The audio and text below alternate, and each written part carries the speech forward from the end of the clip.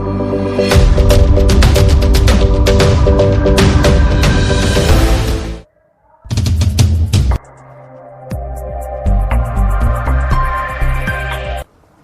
4000 का जूता क्या करेगा, 500 का भी तो साला वही दौड़ता है ना। बेटा बोलता है पापा 5 स्टार में खाना कब खिलाओगे?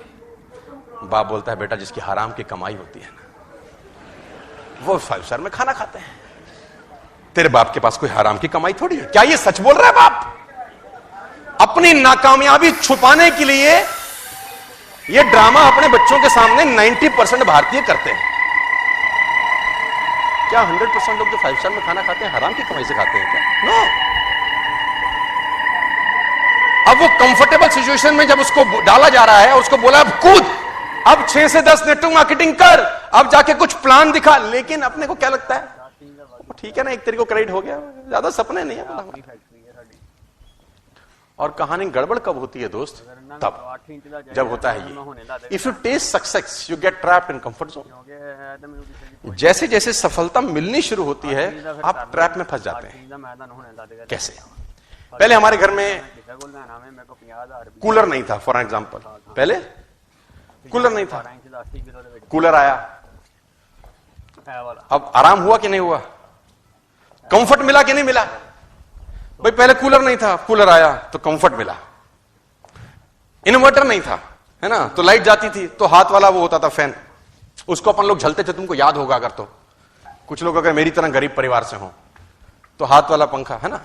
फिर इन्वर्टर लग गए तो लाइट कैसे जाती है आजकल बच्चों को नहीं पता। भाई आजकल बच्चों को तो पता ही नहीं कि लाइट कैसे जाती है, पंखा बंद कैसे होता है, पता है आजकल बच्चों को? नहीं। हमारे टाइम पे तो साला रात को 1 बजे वो कूलर चलते कहते, हमने कहा स्यापा साला ये फिर बंद है ना। हमारे टाइम में ऐसा होता था कि अभी तो साला ऐसा कुछ नहीं है। तो जैसे कंफर्ट आया, जिंदगी कंफर्टेबल हुई, कूलर से एसी में आए, हम लोग थोड़ा सा ढीला हो गए यार। जैसे जैसे आपने सफलता अर्जित करी, जैसे आप बस से बाइक में आए, बाइक से गाड़ी में आए, आपने अपना जो एक्सीलेटर पर पैर था वो पंजा धीरे धीरे, सफलता ने आपको कंफर्टेबल जोन में डाल दिया। सफलता आपको कंफर्टेबल जोन में धकेल देती है और ये एक ऐसा ट्रैप है जिसमें 90% लोग फंस जाते हैं, साइलेंटली पता भी नहीं चलता उनको। जैसे जैसे सक्सेसफुल होते जाते हैं वैसे वैसे कंफर्टेबल होते जाते हैं। मैं कहता हूं नहीं नहीं, मेरा फिलॉसफी अलग रहा 14-15 साल का। मैं जैसे जैसे सक्सेसफुल हुआ मैंने कंफर्टेबल की सिचुएशन की जगह चैलेंजिंग सिचुएशन को अडॉप्ट किया। जैसे जैसे मैं कंफर्टेबल हुआ मैंने चैलेंजिंग सिचुएशंस को अडॉप्ट किया। फॉर एन एग्जांपल, मेरे पास स्कूटर नहीं था तो मैंने स्कूटर लिया, मेरे पास स्कूटर के बाद गाड़ी नहीं थी तो मैंने गाड़ी ली, मेरे पास गाड़ी लेने के बाद घर नहीं था तो मैंने घर लिया। मैंने क्या किया, मैंने अपनी जिंदगी में एक बोझ बढ़ाया। हमेशा मेरी सफल होने का मुझसे कभी कभी बहुत सारे लोग पूछते हैं इतना काम क्यों करता है रे बावले, लगा हुआ है सुबह से रात तक, इधर फ्लाइट पकड़ता है, उधर जाता है, उधर से उतरता है, इधर उतरता है। इंडिगो में नीता अंबानी के बाद फ्लाई करने वाला मैं ही आदमी, इंडिगो एयरलाइंस में सेकंड नंबर पे फ्लाई करता हूं मैं। तो लोग बोलते हैं इधर से उड़ता है उधर आता है, एयरपोर्ट वाले बोलते हैं तेरे पे और कोई काम नहीं, उड़ता उतरता उड़ता उतरता उड़ता उतरता। तो हमने कहा सिंपल फिलॉसफी है, रॉकेट से पूछो क्यों तेज चलता है, तो रॉकेट बोलता है तेरे पिछवाड़े में लगेगी तो तुझे पता चलेगा तू क्यों तेज चलता है। रॉकेट से पूछो, जहाज पूछता है उससे कि तू इतना तेज, बोला तेरे पिछवाड़े में लगा, तू भी हमसे तेज चले। लेकिन जहाज पिछवाड़े में नहीं लगा, रॉकेट पिछवाड़े में। तो पिछवाड़े की आग को मैं बोलता हूं liabilities. Take some liabilities in your life. ये अपने आप आपसे काम करा दे। आज तुम्हारे पे 2 लाख रुपए की ईएमआई हो खाली, बस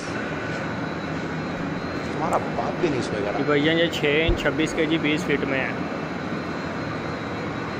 हाँ, रात भर नींद नहीं आएगी, सारा पैसा कैसे आएगा, पैसा कैसे आएगा, खोपड़ी चलेगी कि नहीं चलेगी।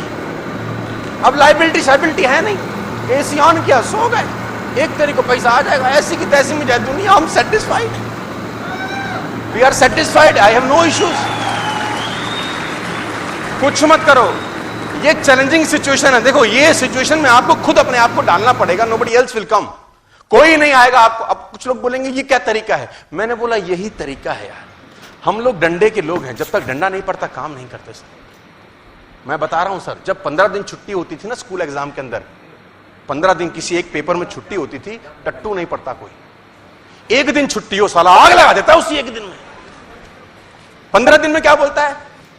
कल कर लूंगा, कल कर लूंगा। मेरा फाइनल ईयर का स्टूडेंट मैं एमबीए मार्केटिंग मैनेजमेंट का मेरा क्लास था जब मैं फाइनल ईयर में था 98 के अंदर, तो उसमें 8-9 छुट्टी थी साला। बच्चे खुश थे, मैंने कहा बर्बाद हो गए। तो उसने बोला 9 छुट्टी अच्छे से पढ़ेंगे। मैंने कहा कोई पढ़ाई नहीं होगी, क्योंकि 9 दिन जब मुझसे किसी ने बोला कब, तो हमने बोला अभी तो दिन है, अभी तो दिन है, अभी तो दिन है। मुझे आज भी याद है कि आखिरी दिन में कोई किताब को टच नहीं किया, लास्ट दिन तक तो किताब ही बाय नहीं करी। आखिरी दिन किताब खरीद के लाया मैं। मुझे आज भी याद है मार्केटिंग मैनेजमेंट का मेरा एग्जाम था नेक्स्ट अगले दिन का, और मैं उस दिन किताब लेके आया कि अब तो एक ही दिन रह गया।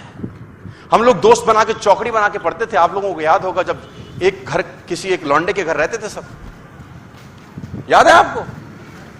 टट्टू ना पढ़ते थे वहां पे, पढ़ाई के अलावा सारे काम होते थे वहां पे। डिटेल में समझाने का मत बोलना मेरे को। वो बुक बाय करके आए हम, तो 4 दोस्तों की हमारी चौकड़ी थी। नाम नहीं बताना चाहता, रिकॉर्ड हो रहा है, कल यूट्यूब पे जाएगा तो पीटेंगे मेरे को पकड़ के कि घर की बातें बाहर बताता है। तो मुझे याद है आज भी, वो सब बैठे पढ़ने को और मैंने किताब उठाई तो मेरे को तो उबासी आ गई। तो मैंने बोला भैया मैं तो सो रहा हूं। उसने बोला नालायक कल तो एग्जाम है। तो मैंने बोला तुम कब तक पढ़ोगे? तो हमने बोला, उसने बोला हम 12 बजे तक पढ़ेंगे, फिर हम सोएंगे, फिर 5 बजे उठेंगे। तो मैंने कहा जब तुम सोने लगा तब जगा देना मुझको। तुम 12 बजे जब सोने लगो तो अपन को जगा देना, जब तुम सोओगे फिर हम रात भर में कर देंगे कांड। तो उसने बोला ठीक। अपन सो गए चद्दर वद्दर लेके। अब वो 12 मुझे हाथ लगाए, सोनू उठ। मैं भी उठा। मैंने कहा हाँ उठ पढ़, कल तेरा एग्जाम है। मैंने कहा तुम सोने लगे? कह रहा। मैंने कहा उठोगे कब? अस्सलाम वालेकुम बोला जी भाईजान, ये आपका ड्राइवर है उठेंगे जो आपके पास गाड़ी लेकर 5 बजे उठेंगे और पढ़ेंगे फिर। गाड़ी लोड शुरू हो गई है। तो बोले हरामखोर मरेगा। तो हमने कहा अब सोने दे, अब टेंशन मत दे। सो गए। 5 बजे का अलार्म लगता था, टू टू टू टू टू टू टू टू आवाज आती थी। इतनी गंदी आवाज थी। आपको याद है? साला दिल करता था बम लगा दो उसके अंदर में। उस आवाज ने दिलो दिमाग पे ऐसा आतंक मचा रखा था। अब 5 बजे वो अलार्म बजे, अब ये सब उठे, मेरे को उठाए, सोनू उठ, तू उठ। मैं भी उठा। मैंने कहा हाँ। कह रहा पढ़ ले, हम रिवीजन कर रहे हैं। मैंने किताब उठाई 5 बजे। मैंने कहा जब पूरे साल कुछ नहीं हुआ, अगले 2 घंटे में क्या उखाड़ लेंगे हम। सो जा। अपन फिर सो गए। तो जब वो दिन ज्यादा होते हैं तो आदमी क्या हो जाता है? कंफर्टेबल हो जाता है, और उस कंफर्टेबल सिचुएशन में उसकी ऐसी की तैसी हो जाती है। My dear friends, a ship is always safe in the harbour. पानी का जहाज हमेशा सुरक्षित बंदरगाह पे होता है, लेकिन वहां रहने के लिए बना नहीं है यार। पानी का जहाज बंदरगाह पे ही सुरक्षित होता है, दुनिया कहती है, लेकिन वहां रहने के लिए बना नहीं है। रहने के लिए कहां बना है? समुद्र के अंदर जाए, तूफानों से लड़े, लहरों से लड़े, अटखेलियां खेले, जहां जाना है जाए, लौटे लौटे ना लौटे ना लौटे, लेकिन एटलीस्ट जिसके लिए बना है उसके लिए तो जाए। कंफर्टेबल लेकिन कहां है? बंदरगाह पे। उड़ने वाला जहाज कहां ज्यादा सुरक्षित है? एयरपोर्ट पे। कोई तकलीफ नहीं है। जेट एयरवेज के खड़े हैं, मैं देखता हूं, कोई तकलीफ नहीं है साला। लेकिन क्या वहां रहने के लिए बने थे क्या यार? हां जी। वो आसपास की एयरलाइन जाती होंगी तो मुंह चढ़ाते होंगे उसको साले को, हम फिर गए, तू साले यहीं रहे।